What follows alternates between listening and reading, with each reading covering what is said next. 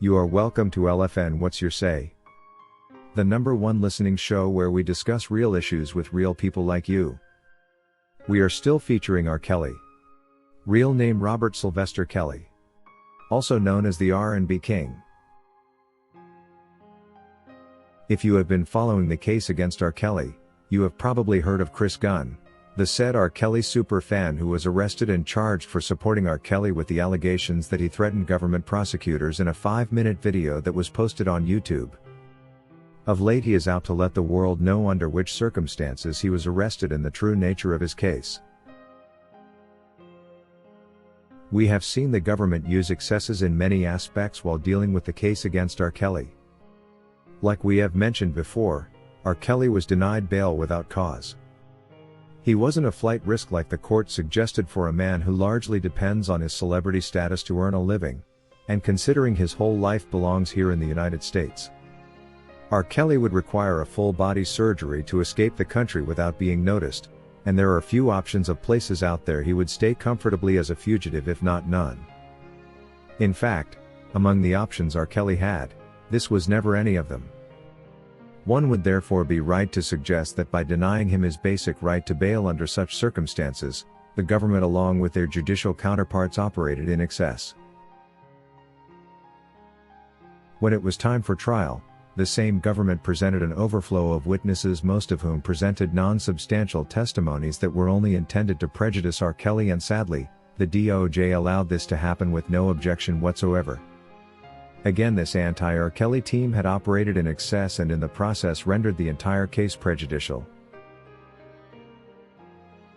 We saw a similar pattern at sentencing when Judge Ann Donnelly issued 360 months without any possibility of an early release, as if she was sentencing a cold-blood murderer or serial killer.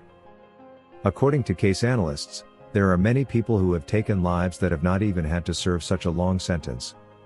Why R. Kelly would end up with such a long sentence with no possibility of probation for charges such as the RICO and Mann Act violations that were never applicable to his case is just another excess by this government-court partnership. While many know about all these excesses, not many know that the government has actually been intimidating supporters and fans of R. Kelly by way of abducting some of them and threatening to place charges on them, and sometimes going as far as charging them and issuing sentences to deter everyone that would otherwise rally for his freedom. In fact, many people do not know that to speak on this R. Kelly topic, one has got to be insulated with a thick layer of personal security, and many have had to hide their identities for fear of malicious litigation that could see them end up in jail for no good reason. One will wonder why the R. Kelly matters are so delicate to the extent that people should be afraid to comment on the injustice or freely speak on the topic. But hearing Chris Gunn's account of what happened to him will probably give you a hint why only the brave are speaking up. In his recent interview with Viral Hip Hop News, Chris Gunn has revealed that he was not arrested the normal way every other American is arrested when they are suspected to have committed a crime. So I'm like, whoa. The guy jumps out the passenger side. He gets on the hood of the car with his gun. Other cars start coming, so I knew that I wasn't going to be able to go. According to his description of events that saw him join those detained at the MCC in Chicago, Christopher Gunn was in the real sense abducted and whisked off the roadside with completely no knowledge of why this was happening to him. He says he saw a man who was strangely dressed in a warlike bulletproof vest, just like the ones the military wear in Iraq, all looking like a football, and he quickly called his friend to tell him he had just seen what looked like a weird police officer. Before he could speak on his phone, a suburban Chevrolet rolled past him and a man jumped out the passenger side and got on the hood of the car, pointing a gun straight at him. Quickly he knew it was over for him and he couldn't run, for he was suddenly surrounded. However, he could tell these were not police officers, and that's what scared him the most. Before he knew it, he was thrown into the vehicle and seated between two unidentified men who he asked where he was being taken, and all they told him was, "We are going to New York."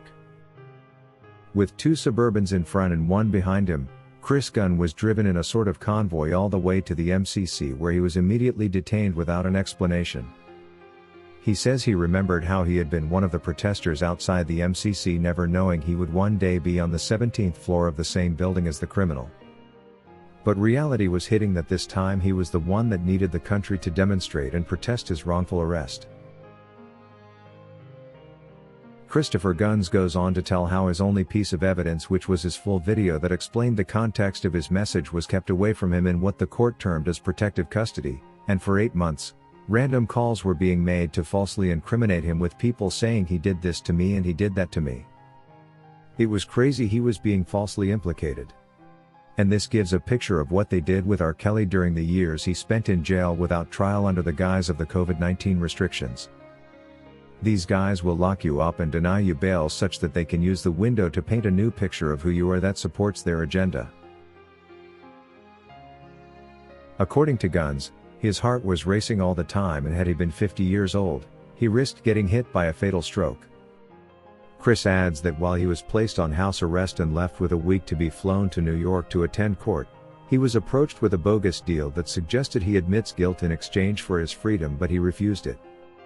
Again, this is another evidence of how the government was using excessive power when it came to dealing with the case against R. Kelly, and operating with utmost impunity.